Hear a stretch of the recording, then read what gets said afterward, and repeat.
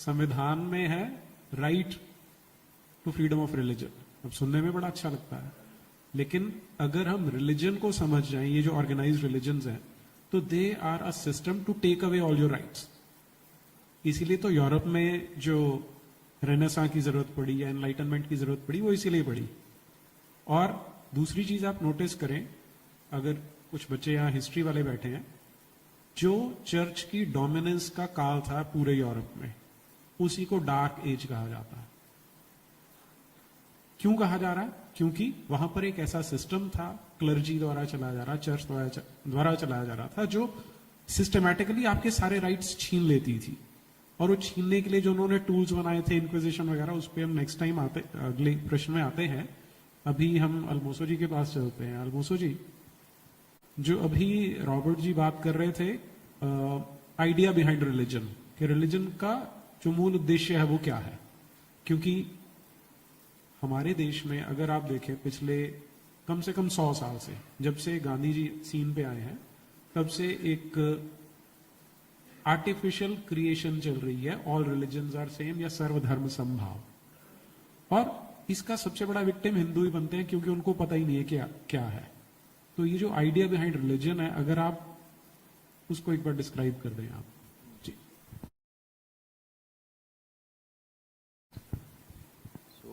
Thank you, Young Thinkers Forum, for organizing this vibrant and dynamic gathering of students.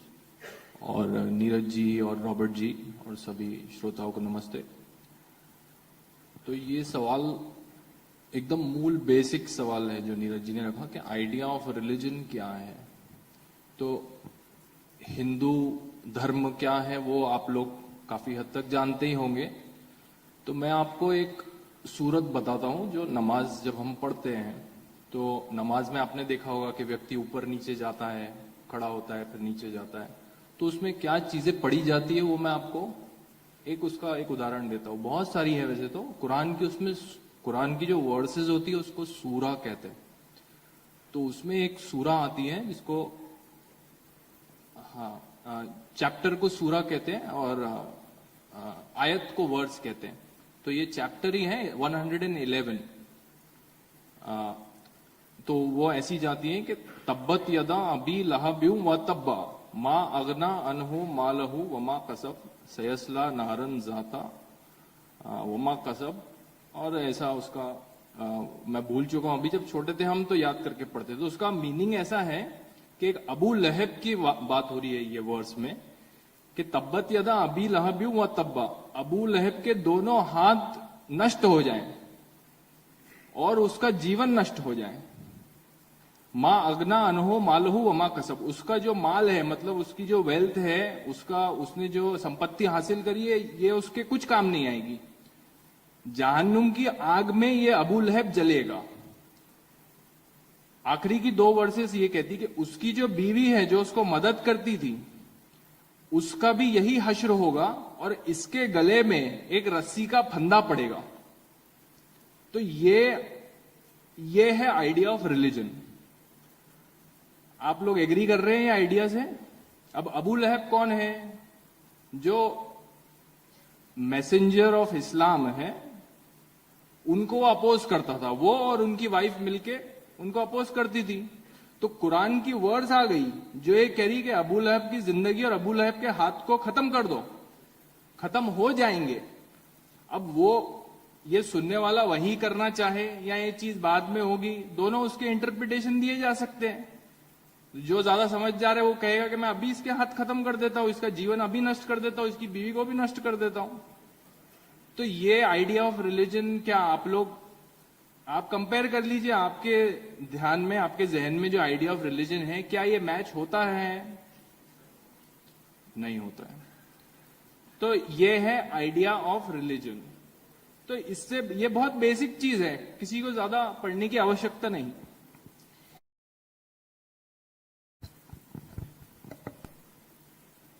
देखिए, सबसे basic तो हम सबको पता ही है, जो आप अजान दिन में 5 बार सुनते हैं, उसमें इस्लामिक फिलॉसफी बहुत अच्छे से जाहिर की जाती है। अल्लाहु अकबर, अल्लाहु Akbar, God is the greatest. Which God? Allah, not God. आप गॉड सोचेंगे तो आप अपना भी गॉड उसमें डाल देंगे, नहीं। अल्लाहु अकबर, तो ये सबसे पहला है। अशहदु अन ला इलाहा इल्लल्लाह, उसके समान कोई नहीं है। ये जो 5 बार बोला जा रहा है लाउड स्पीकर से हजारों जगह एक साथ, है ना, और कोई उसकी ध्वनि भी इस तरह की नहीं रहती कि सुन के हमें बहुत ही आनंद आए।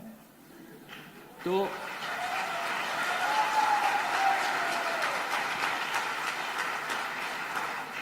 नहीं, एक जनरल नॉइस पोल्यूशन के हिसाब से भी देखें तो हमें इतना जो लाउड जो कुछ होता है उसे हमें रोकना चाहिए। डेसिबल एक लिमिट होता है कोई चीज का, उस हिसाब से मैं कह रहा हूं।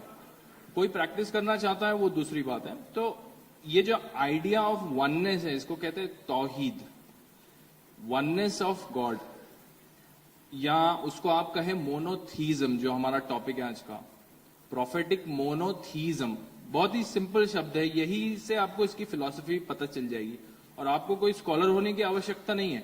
मैं भी कोई इस्लाम का स्कॉलर नहीं हूं। स्कॉलर कहे तो जिन्होंने बहुत सारा पढ़ रखा हो, अरबिक आती हो, तो आप स्कॉलर कह सकते हैं टेक्निकली।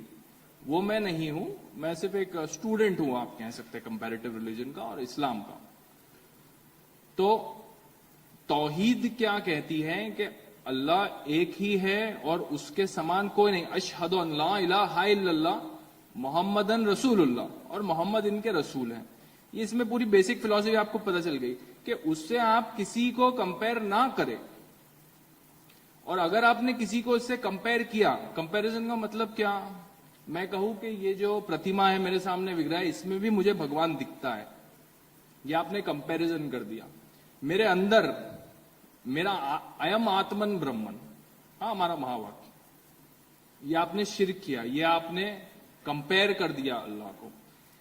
इसको कहते हैं शिर्क टेक्निकल टर्म्स में। और शिर्क एक ऐसा गुनाह होता है जो इस शरिया के हिसाब से या कुरान के हिसाब से अल्लाह कभी माफ नहीं करेगा। जजमेंट डे पे जब कयामत का दिन आएगा वो सब चीजें माफ कर देगा, आपके बुरी से बुरी चीज माफ कर सकता है। पर अगर आपने ये सोचा है, मूर्ति पूजा आपने करी है, आपने कहा नहीं क्राइस्ट इज ऑल्सो गॉड, या कोई भी आपने बात कही कि नहीं मैं ही अहम ब्रह्मास्मि, तो आपको माफ नहीं करने वाला। तो ये उसका मूल बेसिक आइडिया फिलॉसफी का है।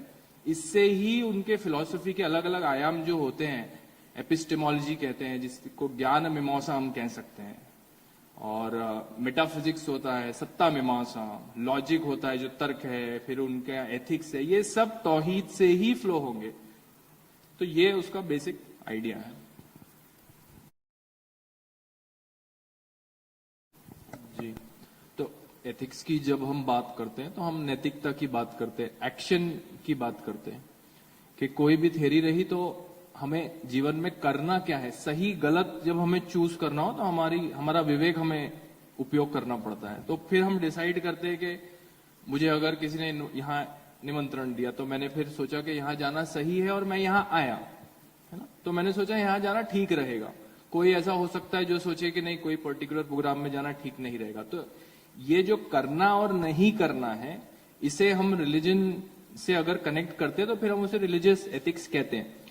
अब हमारा कंफ्यूजन कहाँ होता है कि जब हमें कोई ये बताता है कि नहीं ये तो सही और गलत की बात हो रही है ना, कि इस्लाम मीन्स पीस, ये हमको घड़ी घड़ी कहा जाता है कि जो सही करना है, जो गलत करता है उसे काफिर कहते हैं। ये नहीं बताते कि जो इस्लाम नहीं मानता उसे काफिर कह रहे हैं। जैसा ईमानदार, हम सब जानते हैं ईमानदार का मतलब क्या है, ऑनेस्ट। हाँ, कितने ईमानदार हैं आप लोगों में से, कितने लोग ईमानदार हैं? बहुत सारे ईमानदार हैं। और हिंदी में ऑनेस्ट को क्या कहते हैं? सत्यवान, निष्ठावान, सत्यनिष्ठ। तो ये हमें पता है। अब ईमान का अर्थ ये होता है मुसल्लम ईमान, मुसलमान माने जिसका ईमान पक्का है। तो क्योंकि अल्लाह सत्य है, मैंने आपको बता दिया तौहीद, वही परम सत्य है पूरी दुनिया का। जो उसे मानता है वो पर्सन ऑनेस्ट है, वो पर्सन ईमानदार है। क्या आप लोग ईमानदार है?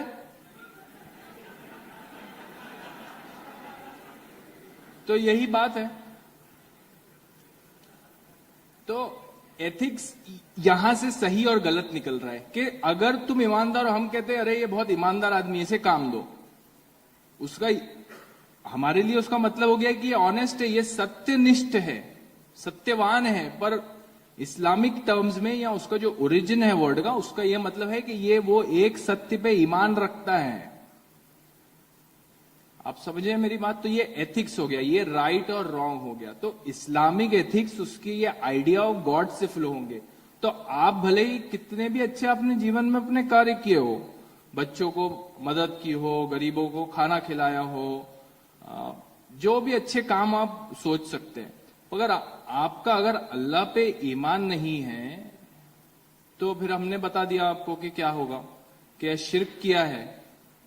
तो फिर आप कितने भी अच्छे काम करिए तो वो उसकी कोई गिनती नहीं, और कितने बुरे काम करिए और अल्लाह पे ईमान है, ईमानदार हैं, तो फिर आपके सब माफ। तो ये सही हुआ, कौन सा इसमें सही गलत है? ये सही गलत की परिभाषा है, ये इस्लामिक एथिक्स है। सब चीजें इस्लाम की पूरी फिलॉसफी कुरान से ही फ्लो होती है, इसलिए उसको आप लॉजिक से स्टार्ट नहीं कर सकते। वो एक मशहूर फ्रेज है ना, अकल का दखल नहीं चलेगा, ईमान में अकल का दखल नहीं है। क्यों? क्योंकि it's a believing ideology. That is the main difference between idea of these two religions. One makes you अ सीकर, आप शोधते हैं, हाँ साधते हैं, साधना करते हैं। दूसरे में आप ईमान लाते हैं। थेरी इस प्रकार की है कि आप क्या करेंगे मुझे बताइए। एक फरिश्ता आके 23 साल के अंतराल में आप किसी को एक किताब दे गया, यहीं से शुरुआत है। लगाइए तर्क, अब इसके आगे लगाइए अब तर्क। ये है लॉजिक, इस्लामिक फिलॉसफी। तो यहीं से सब एथिक्स आप फिर अब निकालिए आगे।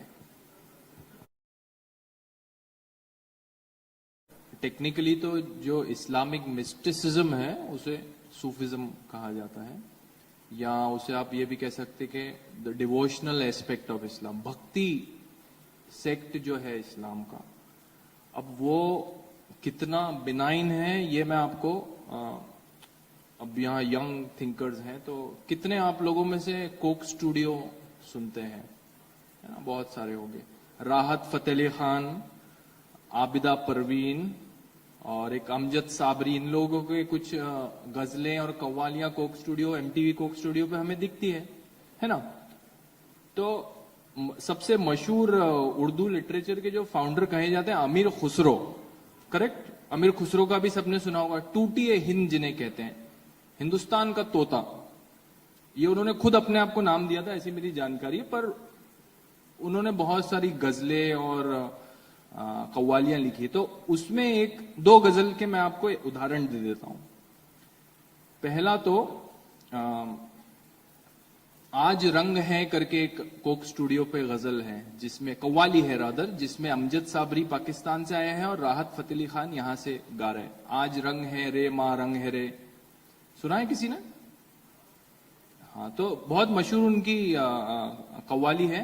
तो उसमें वो क्या लाइन आती है, अब ये टूटिए हिंद लिख रहा है, ठीक है, जो गंगा जमनी तहजीब के पायनियर हैं, ये लिटरली यही उन्हें कहा जाता है कि इन्होंने उर्दू, उनको इवन वीणा नहीं, सितार बनाने के लिए कहा जाता है कि इन्होंने वीणा से अलग अलग वर्जन से सितार बनाया। तो गंगा जमनी तहजीब के he is the main symbol. तो वो आज रंग है जो गजल है, उसमें वो कहते हैं, एक लाइन आती है जो यही गाते हैं राहत फतेह अली खान, गोकुल देखा मथुरा देखा तुमसा ना कोई देखा निजामुद्दीन। निजामुद्दीन औलिया जो सूफी मजार है, जिनके वो भक्त है अमीर खुसरो, वो गा रहे हैं। तो गोकुल देखा मथुरा देखा तुमसा ना कोई देखा, मक्का देखा मदीना देखा तुमसा ना कोई देखा, ये क्यों नहीं कह रहे हैं आप? ये क्यों नहीं कह रहे हैं आप? और वो अलाउद्दीन खिलजी के 1200 के समय ये थे अमीर खुसरो, टूटिए हिंद, अलाउद्दीन खिलजी के कोर्ट में वो अपने पेशकश करते थे। फिर दूसरा जो मैं कह रहा हूं एग्जाम्पल, ये उनके फेमस छाप तिलक, तो आप सबने ही सुना होगा।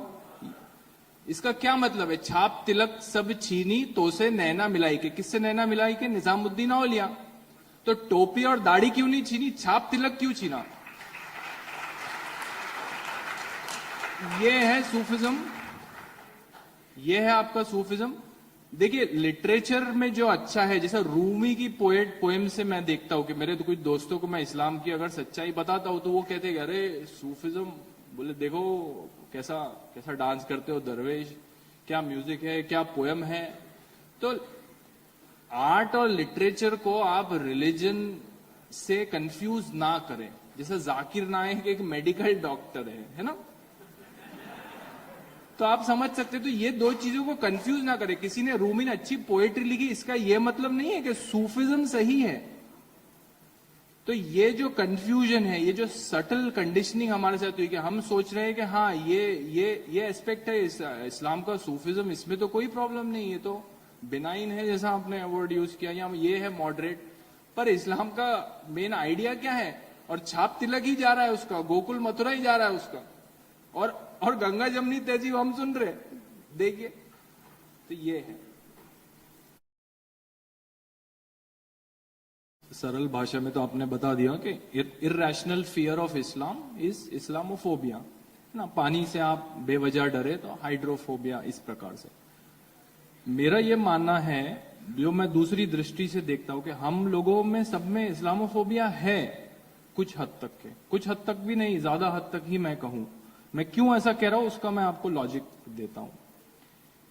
एक आपने जोक आपने तो सुना नहीं होगा, कम ही इस्लाम पे कम जोक हमें सुनने मिलते हैं कि हाउ डज, अभी हम लोग सब यूथ है तो हम क्या थोड़े चंचल है, पर ये जो बातें हैं ये बहुत सीरियस है। आप ये बात का ध्यान रखें। जो मैंने आपको बताया कि शिर्क का पनिशमेंट जो है वो अल्लाह कभी माफ नहीं करेगा। अपोस्टेट जो, जैसा आप लोगों ने बहुत सुने कहा कि हम सब इतने सारे ईमानदार है, अगर आप में से कोई सच्चा ईमानदार है तो मेरे जैसा मुर्तद और ये क्रिटिक यहां नहीं बैठ सकते हैं खुले रूप से। तो ये बातें एक तरह से, इसमें बहुत सीरियसनेस भी है। अभी हमारा कुछ कंट्रोल बचा है तो हम सोच रहे हैं कि हाँ हम हंस सकते हैं, पर अगर आप, और एक्चुअली हम सब वाकिफ है कि क्या क्या हो रहा है ये चक्कर में, है ना, लव जिहाद में क्या क्या हो रहा है, हम इससे वाकिफ है।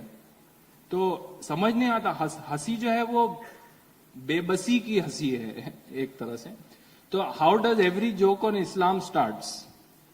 Tell me, how does every joke on Islam starts? By looking over your shoulder. आप खुले रूप में इस्लाम पे चर्चा कर सकते हैं, क्यों? तो ये फोबिया नहीं है तो क्या है? और मुसलमान खुद ये कह रहा है कि आप लोग सब फोबिक है, नॉन मुस्लिम बहुत सारे फोबिक है। वो चाहता है कि आप चर्चा करें। आप समझे, आपको अगर लगता है कि यार तुम ये आवाज क्यों करते हो, जैसा अजान की मैंने बात की, आप सबने ताली बजाए और आप हंसे, पर वो कितनी सीरियस बात है। आप दिन में 5-5 बार सुन रहे हैं, सुबह 5 बजे वो होती है, बड़े बुजुर्गों की नींद खराब होती है, बच्चों की नींद खराब होती है, रात में वो होती है, और वो उसका मतलब क्या है मैं आपको बता रहा हूं। आप कह रहे हैं कि वो ठीक है, आप सुने जा रहे हैं उसको घड़ी घड़ी। तो ये आप क्यों नहीं बोल रहे? This is phobia, this is irrational fear. If you have questions about Islam, ये उसका नीरज जी के सवाल का आंसर भी कि हमें क्या करना चाहिए। मैं जो आपको बता रहा हूं आप बिल्कुल मेरा विश्वास ना करें, क्योंकि we are thinkers. So the mark of a thinker is that they think independently.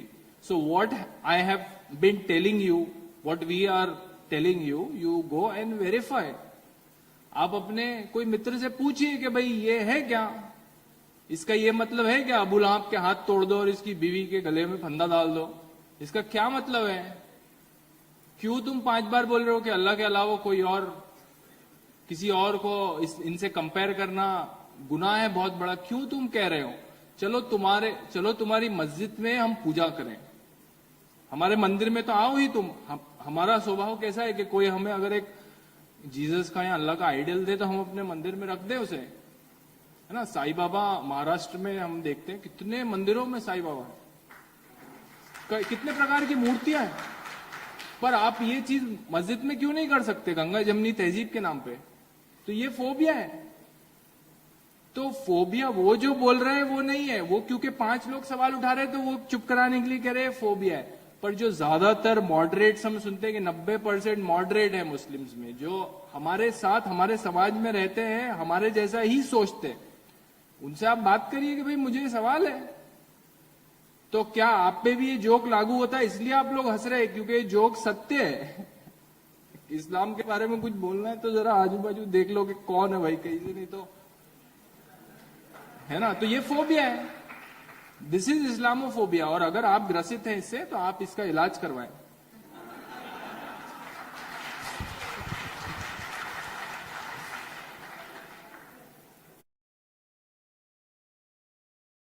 देखिए, एक बात बोलना जरूरी है यहाँ, क्योंकि क्या होता है कि हम कभी भी इस्लाम की बात करें तो ये इस्लामोफोबिया ब्रिगेड है जो बहुत जल्दी आई थी कि आप लोग सब मुसलमान को टारगेट करें। तो हम सब मुसलमानों को कैटेगराइज नहीं कर सकते, क्योंकि लॉजिक में भी एक रूल ऑफ इंडक्शन होता है जो साइंस भी मानता है कि nothing is 100% certain. you can even become sure till 99.9 and you can never say it is 100% so. It's not possible to reach that. Induction deduction दोनों में ये प्रॉब्लम है। तो आप पूरे लोगों को क्लासिफाई नहीं कर सकते, और वही हमारे साथ होता है कि हम किसी ना किसी मुसलमान को जानते हैं जो हमें लगता है कि वैसा नहीं है जैसा इस्लाम बता रहा है ऐसे बनने को। तो इसलिए हम हमेशा अपना फोकस इस्लाम पे रखें, क्योंकि इस्लाम उनका जो सुपर स्ट्रक्चर है मुसलमान होने का, उसको टारगेट करता है। और हम भी किसी व्यक्ति विशेष की तरफ घृणा करने से बच जाते हैं, और वो चार्ज से भी हम बच जाते हैं। तो ये पहली बात हुई। दूसरी बात ये कि वो मुसलमान जो है वह भी कंफ्यूज्ड है। आप लोगों ने सुना होगा, तुम्हारे लिए तुम्हारा दीन, मेरे लिए मेरा दीन। सुना है, लकुम दीन ओकुम वलिय दीन। अब ये हर आप मुसलमान को बोले यार तुम दूसरे रिलीजन को अलाउ नहीं करते हो, काफिरों को बोलते हो मार दो, मुर्तदों को खत्म कर दो, ये क्या है? तो वो बोलेगा नहीं नहीं नहीं, तुम्हारे लिए तुम्हारा दीन कुरान में लिखा है, सूरा अल काफिरून। अब उसका कॉन्टेक्स्ट क्या है कि उनके पास कुरैश ट्राइब के लोग आए रसूल के पास, और उन्होंने कहा कुरैश ट्राइब के लोगों ने कि तुम एक साल हमारा रिलीजन मानो और तुम्हारा रिलीजन हम एक साल मानते हैं। तो फिर कुरान की ये सूरा नाजिल हुई। अब मैं आपके पास आया हूं कि चलो यार हम भाईचारे के लिए गंगा जमनी तहजीब, तुम 100 दिन ये करो, 100 दिन मैं तुम्हारा करता हूं, तुम मेरा करो, अच्छी बात है ना? तो सूरा अल काफिरून आ गई कि कुलिया अय्यो हल काफिरून ला बुदू माता बुदून वला अना आबे तुम आबद तुम वला तुम आबिदूना माबुद लकुम दीन हुकुम वलिय दीन। लास्ट लाइन कि what I pray you do not pray, what you pray I do not pray, I will not pray what you pray, you will not pray what I pray, so that's why to you your religion, to me mine। ये उसका मतलब है। अब ये कौन सा भाईचारा है? तो मुसलमान को बोल दिया कि लकुम दीनुकुम वलिय दीन। हमारे फिल्म स्टार्स बोलते हैं कि बोला है वो तो आपको मजहब की आजादी है। तो ये आजादी है, इसलिए मैं आपको बोल रहा हूं कि गंगा जमनी तहजीब को दोनों तरफ से अप्लाई करिए और फोबिया ये खत्म करिए। तो मुसलमान भी यही कंफ्यूजन में, जब उसका ये कंफ्यूजन निकल जाएगा और उसको इसके लिए सपोर्ट भी चाहिए, जो सोचता है उसको सपोर्ट नहीं मिलता। अभी मेरे बिगिनिंग में ही अगर मैं अपने हिंदू दोस्तों को ये सब बातें कहूं तो वो अपने कंधे के आजू बाजू देखने लगता था कि क्या बोल रहा है, तो ऐसा कैसा हो सकता है? और बातें करो ही मत ना, क्यों करते हो ये? हमला क्यों मोल लेना, खतरा क्यों मोल लेना? सॉरी।